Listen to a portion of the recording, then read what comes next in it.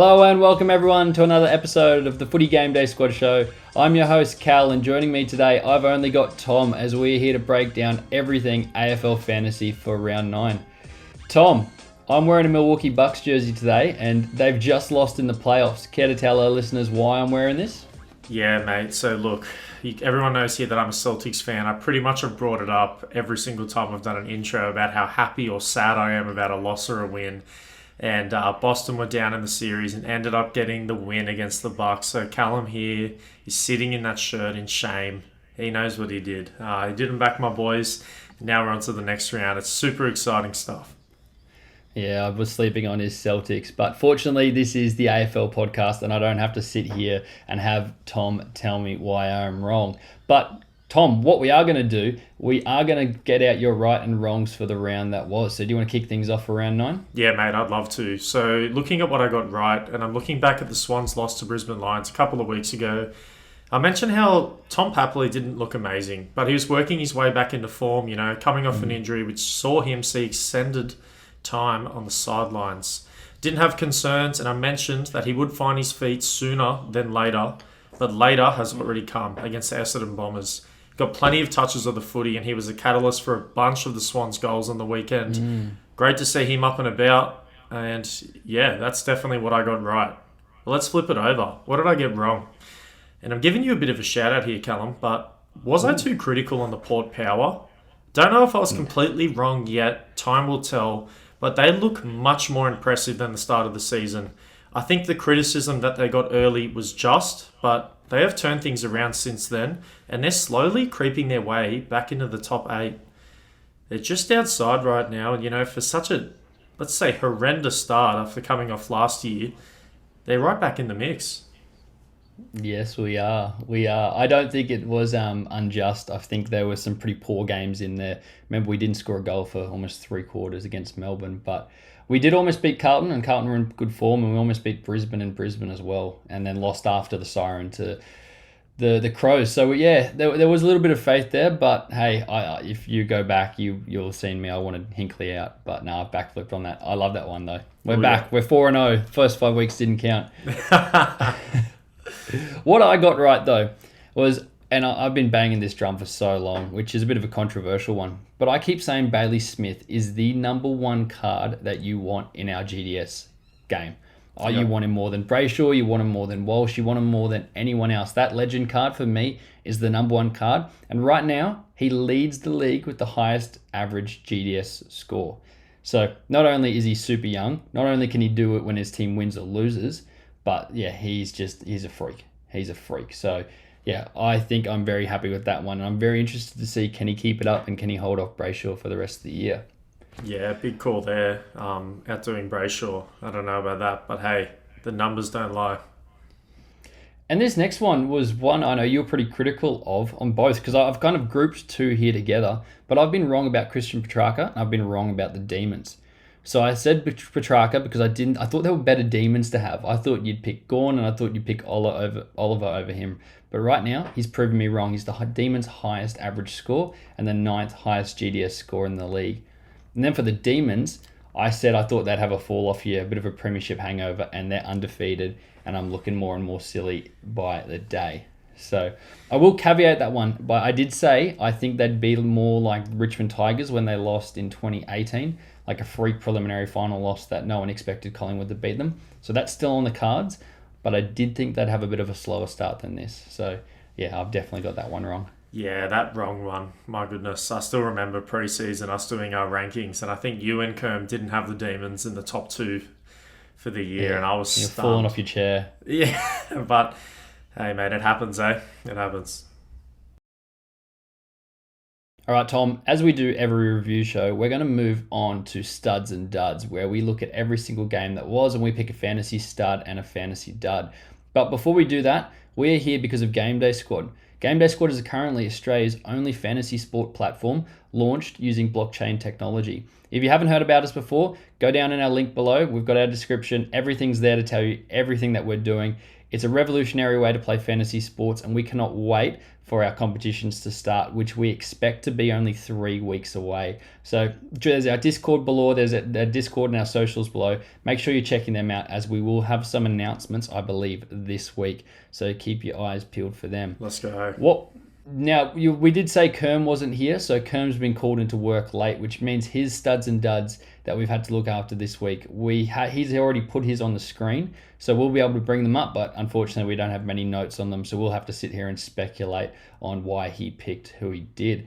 But, Tom, you have game 1, so we won't need to speculate about who you've got. Tell us, who was your stud and who was your dud? Yeah, I sure did, mate. And let me get right into it. So it was Collingwood versus Bulldogs in this one. 51 Collingwood, 99 the Bulldogs. So great win there.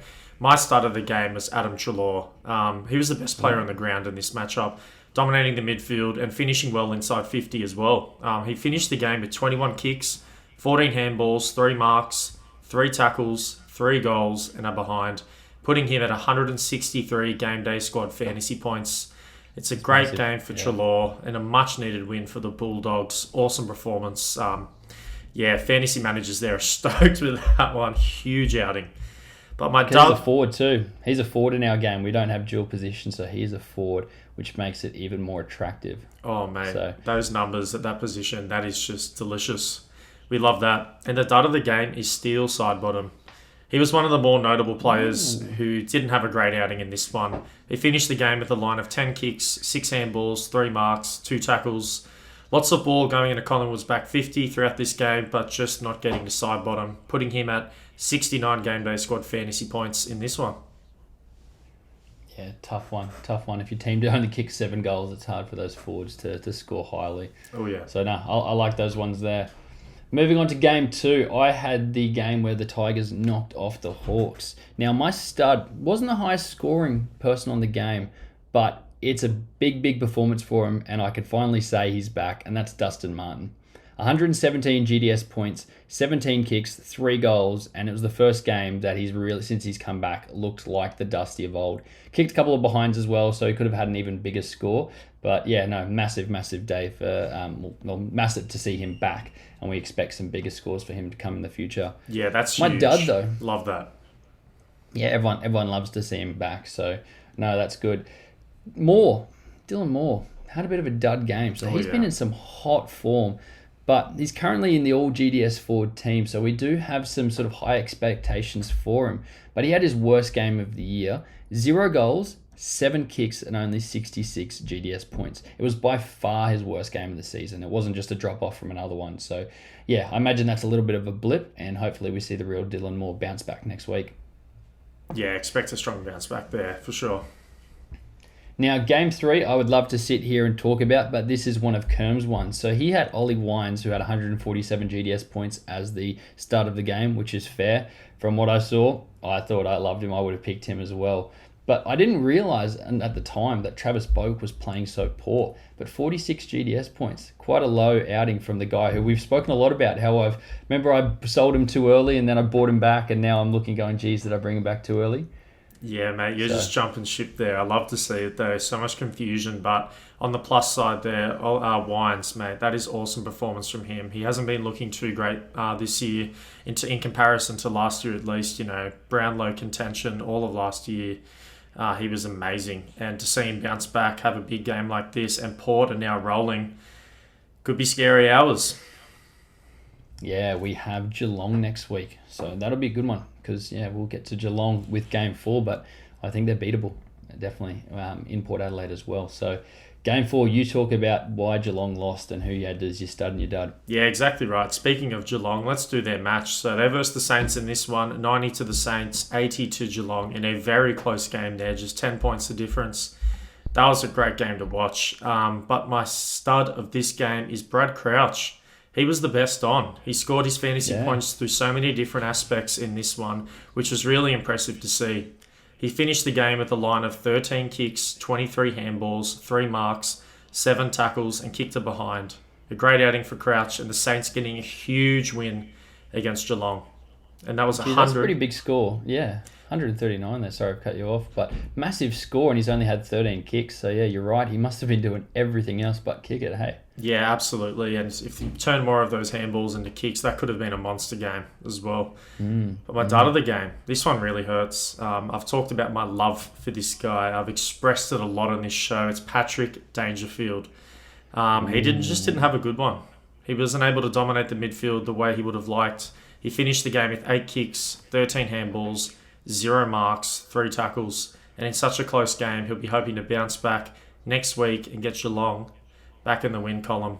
And that put him for 72 GameDay Squad fantasy points. So just a quiet one for him. And yeah, I was going to say, you definitely hope not. Yeah, it's good. Geelong's a worse team when Paddy's not up and about. So yeah, I hope he stays down for next week and he can bounce back. Absolutely. What about your game, mate? Mate, I've got your Swannies game 5. Bit of a no contest this one, really. Unfortunately, Essendon, yeah, big disappointment. But someone who wasn't disappointment, and there's only one answer to the question: who was the stud in this game? Callum Mills. This guy, 181 GDS points, 21 kicks, 13 tackles, 4 frees, 4.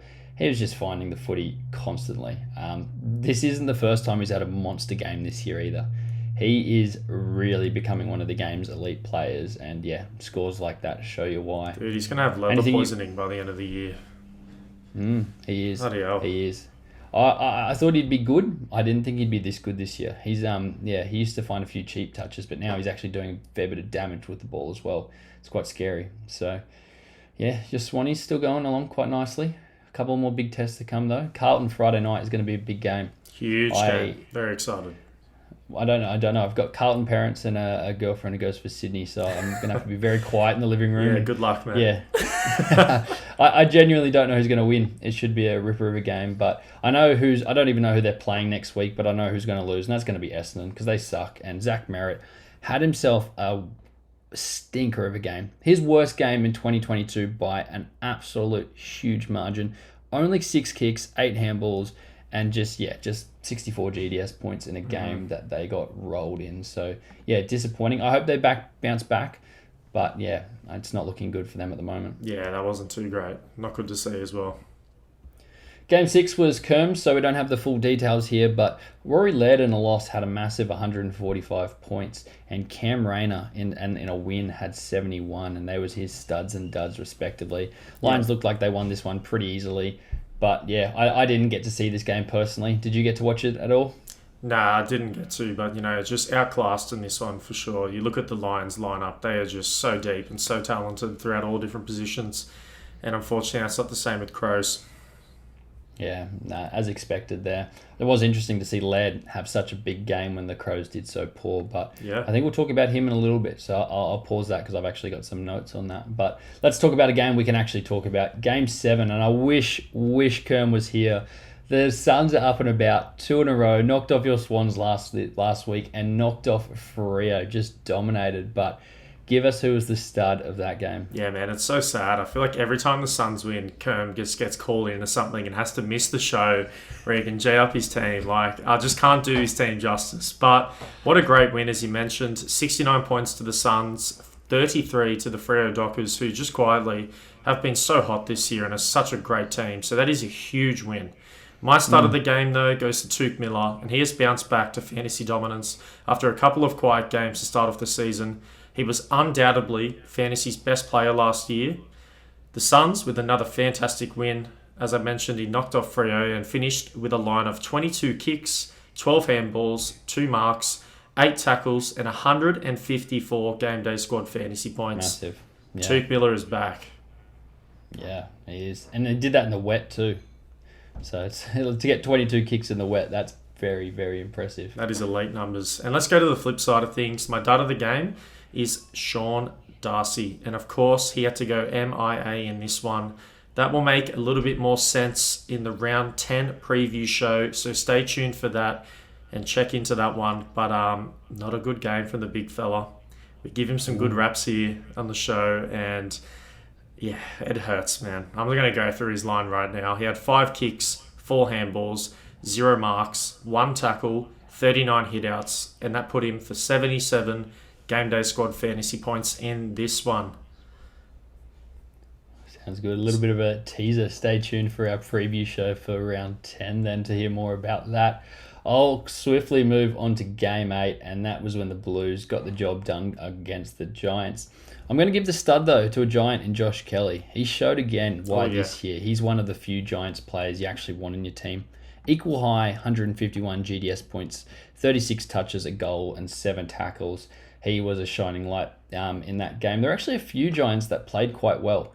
So they did had some good fantasy numbers, and they were in the game for quite a fair bit. But yeah, Carlton just got them at the end, which is a shame in Leon Cameron's last game in charge of them. But someone that was a little bit of a shame, and someone that has a pretty high score for a dud of the game, but Paddy Cripps. We're pretty big on this guy, me in particular. So we have to be pretty harsh when he doesn't hit the bar that we stand on. Yeah. But had his worst game of the season outside of that game. He had his injury in round 4, so which just shows his class. Yeah. So if we're this disappointed when he's getting 91, then yeah, I feel like he's having a pretty good year. But in this one, not his best game. Man, I tell you what, I was not expecting that. That was a huge curveball. I had a different player in mind, but I'm going to mention them a little bit later in the show, so we'll go through them then. Ooh, stay tuned. And finally, game 9, another one of Kerm's ones. So I spoke about it before. Petrarca, 160 points, massive game. Dominant. Kicked 2 goals for, and that's why we love our mids that kick goals in GDS, because goals are worth a little bit more, kicks are worth a little bit more. So if you've got a midfielder that can hit the scoreboard, you get scores like that, and that could have been a lot higher as well. But someone he had down was Ben Brown. And I actually noticed this one here. I had a look at this one before. He only had 4 kicks the whole game against the Eagles, in a game they were expected to dominate, and 42 GDS points. I can see why Kerm gave him the dud there. Deserves that one. Yeah, absolutely. Both of those deserved. Petrarca, when he's kicking goals, might be one of the best midfielders to have in all of fantasy. It's just when he doesn't kick them every week, but great to see him on the score sheet. And Tom, this is something I've been saying has been coming for a while now. I've been talking it up. I've been saying I've been busy, but I finally got together. I think I know what it is. Our stud and dud leaderboard. Let's go. So we can finally actually go through after 9 rounds and see how many people we've given studs and duds to. And I'm going to start with the duds here, and I'm bringing it up on screen, and it's no surprise if you've been following along that we have given Jack's Evil a dud 4 out of the 9 times. I did say in the last show that I wasn't going to talk about him anymore, so I won't. If you want to see a rant on that, go back to that review. Last week's review show, I was very, very harsh on him. But Chad Wingard and Cam Rayner, a couple of young forwards, or not young forwards, a couple of gun forwards, I should say. Rayner, who's just coming back from his ACL, has been, we think he's been a little bit disappointing. And Chad Wingard, who we had higher expectations for what he's delivering this year, even though the Hawks have been okay. So any surprises there, or a name you thought that might have popped up on that leaderboard? Yeah, I think it's quite fair, to be honest with you, the 3 players there. A bit stiff on Cam Rayner, as you mentioned, coming off an ACL. But, the expectation is he's in such a high-octane offense that he should be able to score quite well with the Brisbane Lions. It just isn't translating to that now. But as I said before in the show, he's my hold player.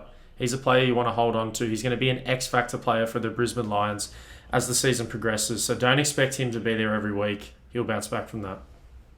Yeah, for sure. I think that's one of those ones where we just have such high expectations for him. We know how good he can be. So, yeah, that's fair enough. And finally here, on the studs, a bit of a surprise on top. Benny Keys has won at 4 of the 9 games he's played in. Oh, yes. Which is a little bit of a shock, because I thought Brayshaw or Cripps would be running away with this. But no, them and Bailey Smith and Max Gawn all sit on 3 apiece. What surprised you the most about that? Absolutely nothing. All those guys have been fantasy point magnets all year. They are dominating the game in so many different aspects. They are all players that if you had their legend card right now, you are licking your lips, licking your fingers. That you love that. That is delicious. So, yeah, no surprises to me, mate. What about yourself? like I said, bit of surprise with the Keys one. Like I thought Just it'd be the Keys, Smith. that's it. Well, I think they'd all be there. Like they all deserve it. No surprises with any of them being on the screen. But yeah, I wouldn't have thought that Keys would have been higher than the other guys. But That's you fair. said about the legend cards. They're those red ones, those 1-of-1 cards that we have that have a 1.5 times multiplier. Where those other ones that we've got for Gawn and Brayshaw are the diamond ones. So they're not 1-of-1. They're 1-of-100. And they've got a 1.4 times multiplier. So you're right. Any of those legend cards would be beautiful. Yeah. But I'd still take a diamond of any of them as well because they'd have a huge impact on your fantasy team. Oh, mate, I'll take any card of any of those players after our pack opening. And before we get into our all GDS team, if you've come this far in the video, please leave a like, subscribe to the channel. We have all of our links in the description. As Callum mentioned before, we got our Discord, our TikTok. We started posting videos there. Get in touch with us. Let us know if you've got any confusion or whatnot with the platform. All the links are there. And hopefully, we'll see you there soon having a chat. But let's get into the all GDS team, Callum. Go through it, mate. Yeah, of course. Start with our forwards this week. And I told you Moore had a poor game, but he is able to keep his spot just like every other forward that you can see there. So there's actually been no changes to the forward line. Yeah, not which has poor been enough. the first time since we brought this in that there hasn't been a change to a line. So that's an interesting one there. Moving to our midfielders though. We've had Keys replace fellow Crow Rory Laird. Wow. Who's in some of the... Yeah. So, sorry, I've got that around the other way. Laird has replaced Ben Keys. So that makes sense. He had a massive game. And we've just spoken about how much Benny Keys has been on our stud leaderboard. So Exactly massive if Laird's overtaken him. The other midfield change is that Cripps has lost his bench spot to Christian Petrarca. So hidden there on the bench. Yeah, you can't see it. It's tucked away. You can just make out the jersey. But Petrarca has stepped in. And again, Cripps, another one we've spoken heaps about. So, yeah, bit happening there. That caught you by surprise? Definitely. I was not expecting Laird to replace Keys. Like, we've just given Keys such big raps all year. But and as well, Cripps, he's in Brownlow contention right now. And he's been knocked out of the best midfielders. Crazy. Yeah, it's because he had he's had, like I said, a poor game, and then that average game where he got injured in the first quarter hurts his average, so it drags really him down a hurts. little bit. So I think over time it'll fix back up. But hey, big move there. Moving on to our back line, Sicily, who was very unlucky I didn't give him start of the week, is starting to build a solid case for himself now, and he's actually grabbed a bench spot, and he's done that off Port's fast starting Houston. So you remember Houston started the year massive scores, but just hasn't been it for Port during their run because we've been winning, so the ball hasn't been down back. But no, good to see Sicily jump on the bench there. He's been killing it. Yeah, he's been so impressive. And I mentioned the other week that he was my buy now candidate for the show. He's just so good. If you need to back him right now, he will be in the best 6 billion of the season. I have no doubts about that. Ooh, love it. And the final one is the ruck position. And I wish Kern was here because Witts has replaced the injured Grundy on the bench. So Witts is playing some awesome footy. I thought he had an awesome game on the weekend. He's playing the best footy of his career. Very big ask to knock off Gawn. So I think if any other ruckman would say, hey, yep, I'll be on the bench spot, I think you'd have to be pretty happy with that. Now, we have spoken about the rucks before. So because these guys haven't played 75% of the games, they don't meet the criteria. So Witts only actually has the 5th highest average. He's behind Bruce, he's behind Grundy, and he's behind English. So if those guys can string a few more games together, some we obviously know are out for quite a while, i.e. Grundy. But yeah, some of those other guys, if they can start getting a few more games together, they should be looking to knock him out pretty soon. Yeah, but honestly, I don't mind Witts being there. And Tuke Miller's form can be accounted for Witts play as well. With Witts playing well and dominating the ruck there, that's just helping Tuke Miller just score huge points in games. So nice little 1-2 punch there, and we'll see how long he can hold it for. Well, when the Suns are scoring more goals, there's more rucks and more chance for him to win some hitouts and be around the ball. So Absolutely. Yeah, no, I like that one. Tom, we're going to move into our final segment here for our review show, and it's buy, sell, and hold. Do you want to kick things off? Who do you have as your buy after round 9? Yeah, mate, I'd love to kick things off. And this person is very close to home. It's Isaac Keaney with Callum Mills, Jake Lloyd, buddy doing some outstanding things throughout the season. It seems that people are starting to forget a little bit about Isaac Keaney. Not that anyone's completely forgot, but he's just flying under the radar. He hasn't had these monster games like he did at the start of the season. He's just cruising along. But yeah, he was in Brownlow level form. And if you're looking at that and someone's ready to sell, or you can get a good deal for Isaac Keaney right now, you got to do it, in my opinion. And if you think he's a good player, so do the Swans. They've penciled him in till he's 31 years old. He is going to be a great dynasty option for the next 5 to 4 years. He'll be set and forget. So get yourself an Isaac Keaney if you can, because it's going to turn real soon, and you're going to have to pay that premium. I like that. Let me get in over all of our forwards as well, as we saw too. So he doesn't need to be averaging midfield numbers. He just needs to be doing what he's doing in the forward line to be a star. Exactly right. But I think the sky's the limit for him, honestly. I think he goes a lot further than just that. But let's get into sell.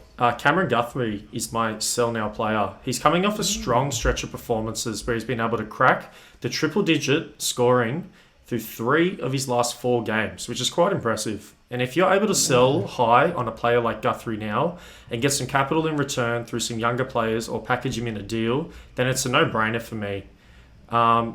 Get a nice return for Guthrie now in fantasy leagues, and you'll be able to build from there. You've got to have your dynasty cap on sometimes. He is 29 years old. I think the best of his footy is definitely behind him, not in front of him. So ride this high stretch right now and get the most value from it. Jeez, I like that. How many more Geelong players could you be saying that exact same spiel for? There's a few. Half the team, really. Let's finish it off, mate, with my hold. And I mentioned we're going to come back to a player before who I thought probably deserved dud of the game, and that is Lockheed Whitfield. And he's my player to hold because he has not lived up to his top 5 defender ranking in fantasy from last season so far. And if you thought things couldn't get worse for him this year, last game they just did, having his lowest fantasy output for the season so far against the Carlton Blues. It is not time right now to panic and sell Lockheed Whitfield if you haven't already. You need to trust his talent, wait for some better performances, and then maybe make a move after that, because you are going to get the absolute minimum for Lockheed Whitfield right now after the games he's had. Yeah, I love that. Now, I've got a bit of bias here because I have a diamond Lockheed Whitfield. He's probably like my prized card that I've currently got in my real GDS squad at the moment. And with the new coach coming in, it always does present an opportunity for fantasy coaches to potentially have a bit of a gamble on saying, will the new coach change things up and who could benefit from that? And I really am keen to see how Lockheed Whitfield goes, because we know how talented he is. Can the new coach, whoever it comes in, and long-term whoever it is, can they get the best back out of Lockheed Whitfield? So if that is you, whether you're playing AFL Fantasy, SuperCoach, or of course the best fantasy platform of all, GDS, keep an eye out for Lockheed Whitfield cards, because I know that something special could be brewing. Oh yeah, love that. Now onto my buy, sell and hold. I'm going to buy Lachie Neale. It's official. We are seeing the best version of Lachie Neale, which is super, super scary, because there's a version of this bloke that won a Brownlow. He's on 130 GDS average at the moment, 3rd overall in the league, behind the guys of Brayshaw and Smith, who have been killing it from the start.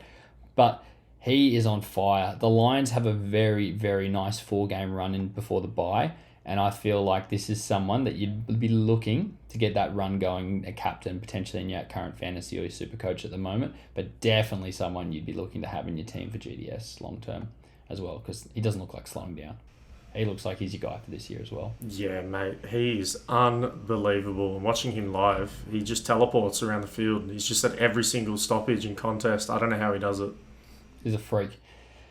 Looks like we, without even communicating, have just decided we are both clearing out our Geelong's former stars, because I'm selling Paddy Dangerfield. Ooh. Averaging below 90 GDS points. It's his worst output since 2011. He just doesn't look like the guy that started the season, had a hot couple of games, and I'd be trying to move on to someone younger with a bit more upside. So, yeah, big Fair call. enough, but it poses the question, out. Is it time to sell him now while he's on the decline, or are you going to wait for a string of games there where maybe his value might increase, or are you just throwing him the towel right now and going, you know what, it's not getting better, it's done?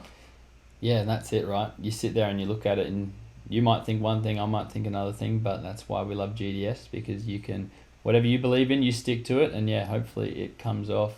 Oh, But yeah. something I do believe in, and that's Jack Steele. So he followed up, if you remember, a stat of the week in our preview show.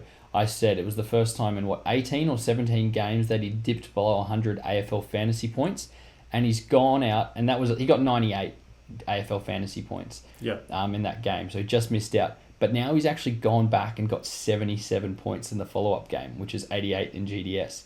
So after having an awesome run for 17 rounds, he's had 2 bad games in a row. And if we've learned anything about this guy, it's that those couple of weeks aren't a reflection of who this guy is. Keep the faith. He plays North and the Crows before they have a bye, so you know he's going to get a good run at it. Saints look in good form, and he's already in our GDS rolling team, so you know the quality over the season's been there. So, yeah, whatever you do, don't sell your Jack Steele cards. Do not. That's an absolute no from everyone here. Yeah. But that is going to wrap us up, guys, for another episode of our review show. Like Tom said before, if you have been watching along, you haven't been enjoying what we're doing, make sure you do give us a like, give us a subscribe. It does really help us get our content out there, helps us grow what we want to do, and helps us give us the ability to make more videos like this, as well as some other really exciting ones that we have planned now.